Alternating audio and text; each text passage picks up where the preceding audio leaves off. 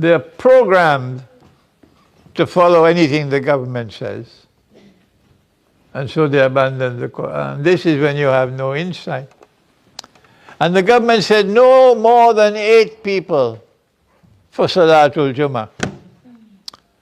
Oh, well then you've got to change your azan. When you say, Hayya ala salat, but only 8. Come for salat, but only 8. It's ridiculous. It's foolish. And yet everybody accepted it. Everybody accepted it. So we're living now in a world of people who are paying the price for abandoning sacred time. What is the most important price you pay when you lose basar, the capacity to see with internal sight? What is that verse of Iqbal? No, my Urdu is not too good, so don't laugh at me. It was Iqbal who composed this poetry. Hazaron saal Nargis apni benuri pe roti hai. For thousands of years, Nargis is roti hai. She's crying, she's weeping. Nobody to appreciate her beauty. Nargis is the flower. Badi mushkil se hota hai chaman mein Deedawar paida. It's very, very difficult in this garden of this world to find someone who is born with basar, with internal, intuitive, spiritual insight. The biggest price of all that we pay, you cannot read Dajjal. You cannot penetrate Dajjal. You will not understand Dajjal. Dajjal will take you for a ride and you will dance with Dajjal. And when someone comes to teach the subject of Dajjal, you'll shut the doors of the masjid on him because you consider him to be misguided. We, the majority, have to be correct. Who is responsible for this dismantling of the system of sacred time? Total and complete. Who is responsible? Is it Winston Churchill? Or is it Zulfikar Ali Bhutto? Who is responsible? My answer is Dajjal has done it. Because when Dajjal has destroyed your capacity for basar, you cannot recognize him. And you cannot recognize the tests and trials, and you'll fail. And so,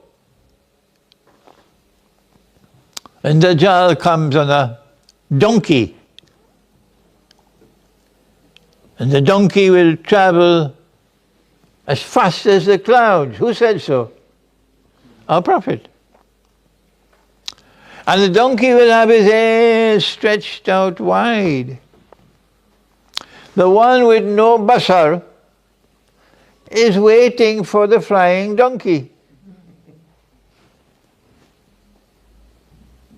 And he will keep on waiting forever for the flying donkey because he has no basar.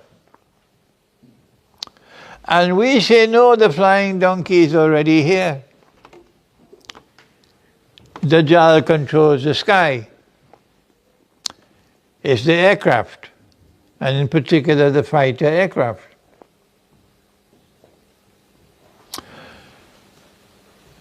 Dajjal will cut a man in half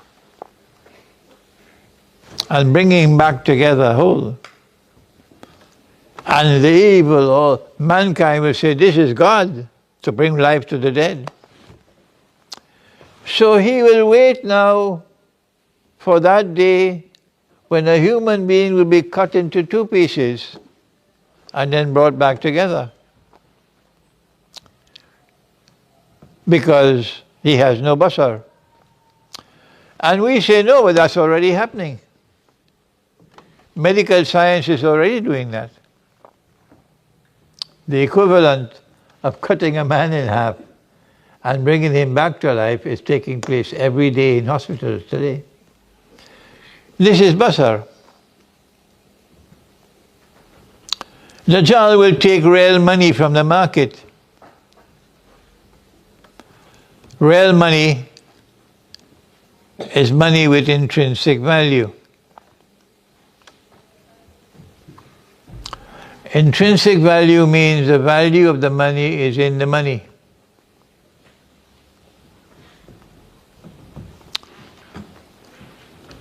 And so no one can rob you of your money unless they put their hand into your pocket and take the money out. But now Dajjal can rob you of your money. He doesn't have to put his hand in your pocket anymore. No. You're being robbed of your money, left, right, and center. And you're not even aware of it. When I went to Pakistan as a student in 1964, Pakistan was only 17 years of age, just born, newborn country. And $1 was worth 1 rupee and 75 paisas. 1 rupee and 75 paisas. Today $1 is worth, I think, about 300 rupees. And those with no basar cannot understand that as money loses value, there's a massive transfer of wealth from the unsuspecting masses to a predatory elite, local and abroad. And money is being siphoned out like the vacuum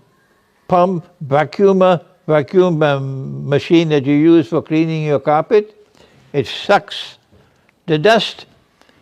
Well, this system of paper money and plastic money and electronic money and cryptocurrency is like a suction pump, sucking the wealth of mankind and taking the wealth from you and taking it to your enemies. And when you have no basar, you're just like a donkey. And Dajjal is laughing his head off. And all that they can do is to shut the doors of the masjid on you. I wish I had more time to spend more time on Dajjal to explain to you the link between Dajjal and time. But before I end, let me give you just a little taste of the link between Dajjal and time. And we'll end. Our Prophet said, Allah's blessing be upon him, that when Dajjal is released, he'll live on earth for 40 days. Time. Dajjal and time. 1 day like a year. 1 day like a month. 1 day like a week. And all his days, وَسَائِرُ أَيَّامِهِ كَأَيَّامِكُمْ, like your days.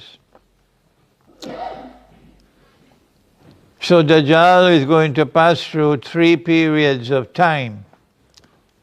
3 periods of time before he enters our world of space and time, when his day is like our day. Let me repeat. From this hadith we know that Dajjal is going to pass through 3 periods of time before he enters our world of space and time, in which his day will be like our day. I can now take this hadith and lecture to you for another 1 hour, easily. But this is the end. This is the end of the lecture. This is just an appetizer to let you know that there is a very important relationship between Dajjal and time. And this will help you to confirm my thesis that Dajjal is the one who has dismantled the sacred system of time. Thank you. Wassalamu alaikum wa rahmatullahi wa barakatuh. Please write down